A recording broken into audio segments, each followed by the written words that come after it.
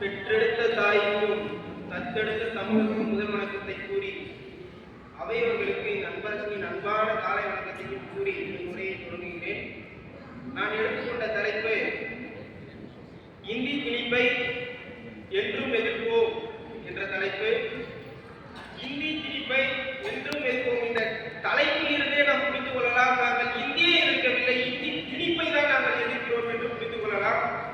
இந்த இந்தி திணிப்பானது 1937 தொடங்கப்பட்டு 1965 இது சூடு பிடிக்க தொடங்கியது. இந்த இந்தி திணிப்பு ஏற்பட்ட பின்னர் நமது பள்ளிகளில் மும்மொழி கல்விக் கொள்கை திட்டம் இருந்தது.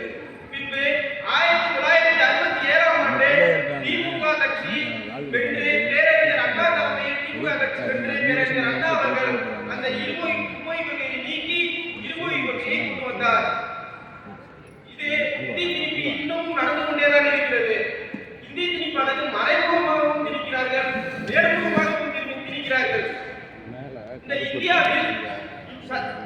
இந்தியாவில் உள்துறை அமைச்சகம் சொல்கிறது ஐஐடி, ஐஐஎம் போன்ற கல்வி நிறுவனங்களை ஆங்கிலத்தை நீக்கிவிட்டு இந்தியை கொண்டு வருகிறேன் என்று சொல்லிக் கொண்டிருக்கிறார்கள்.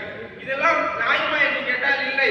அது மட்டும் கிடையாது, இன்றைக்கு இருக்கக்கூடிய எத்தனையோ இளைஞர்கள் தனது வேலைவாய்ப்புக்காக தேர்வணையத்தின் மூலம் மத்திய தேர்வணையத்தின் மூலம் தேர்வு எழுதுகிறார்கள். அதிலும் ஆங்கிலத்தை நீக்கிவிட்டு முழுவதிலும் இந்தியை கொண்டு வந்து கொண்டிருக்கிறார்கள்.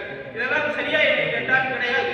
அது மட்டுமா, இன்றைக்கு அனைத்திலும் இந்தி, அரசு அலுவலர்களும் இந்தி, மத்திய அரசு அலுவலகத்தில் இருக்கும் அனைத்து அலுவலர்களும் இந்தியை கொண்டு வந்து திணிக்கிறார்கள். எடுத்துக்காட்டாக ரயில்வே நிலையம், விமான நிலையம், பேங்க் போன்ற அனைத்திலும் இந்தி. நான் கேட்கிறேன், உங்க இந்தி வந்து எத்தனை ஆண்டு காலம் ஆகிவிட்டது? இன்னும் 500 ஆண்டு காலம் கூட ஆகவில்லை. எங்கள் தமிழ் வந்து 50,000 ஆண்டுகள் ஆகிவிட்டது. ஆனால் நாங்கள் எப்படி இந்தி திணிப்பை நாங்கள் ஏற்றுக்கொள்வோம் என்று நான் கேட்கிறேன். அது மட்டுமா, அன்றைக்கே பேரறிஞர் அண்ணா அவர்கள் கூறினார்கள், என்ன கூறினார்கள்?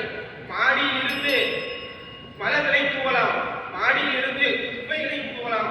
நீங்கள் மாடியில் இருந்து தூவுவதாலே அது நல்லதாகி விடாது. அதே போலதான் நீங்க மேலிருந்து இந்தியை திணித்தால் நாங்கள் ஏற்றுக்கொள்ள மாட்டோம். எங்கள் தமிழானது மிக மிக மிக பழமையானது. அன்றே பாரதியார் சொன்னார், செந்தமிழ் நாள் என்னும் போதினிலே இன்ப தேன் வந்து பாய்ந்து காதினிலே என்று தேனுக்கு நிகராக எங்கள் மொழியில் சொன்னார். அது மட்டுமா, அதற்கும் மேலாக ஒரு படி மேல் சென்று பாரதிதாசன் சொல்கிறார், தமிழுக்கு அமுது என்று பேர், அந்த தமிழ் எங்கள் உயிருக்கு நேர் என்று சொல்கிறார். எங்கள் உயிரை நாங்கள் எப்படி விட்டுக் கொடுக்க முடியும்? அது மட்டுமா, அது உயிருக்கு நேர் எங்கள் தமிழ். ஆகையால் எங்கள் தமிழ் தான் இன்றைக்கு இங்கே தமிழகத்தில் இருக்க வேண்டும். நீங்கள் இந்தியை திணித்து விட்டால் நாங்கள் இருக்கக்கூடிய இந்திய மக்களுக்கு மட்டும்தான் அது நலனாக அமையும், தமிழக மக்களுக்கு அமையாது. இந்தியா என்பது பல நாடுகளை கொண்ட, பல கலாச்சாரங்களை கொண்ட, பல பண்பாடுகளை கொண்ட நாடு. நீங்கள் இந்தியை திணித்தால் இந்தி திணிப்பவர்களுக்கு மட்டும்தான் நாங்கள் கேட்டால் நாங்கள் வந்து இந்தியை திணித்தால் நீங்கள் வேலை வாய்ப்பு அதிகமாகிவிடும். நான் கேட்கிறேன், இந்தியை திணித்தால் ஏன் வட இந்தியர்கள் தமிழ்நாட்டிற்கு வந்து வேலை செய்கிறார்கள்? எங்கள் தாய்மொழியிலே நாங்கள் படித்துக் கொள்கிறோம், இந்தி திணிப்பு வேண்டாம். நான் ஒன்றே ஒன்று மட்டும் சொல்லி விடைபெறுகிறேன்.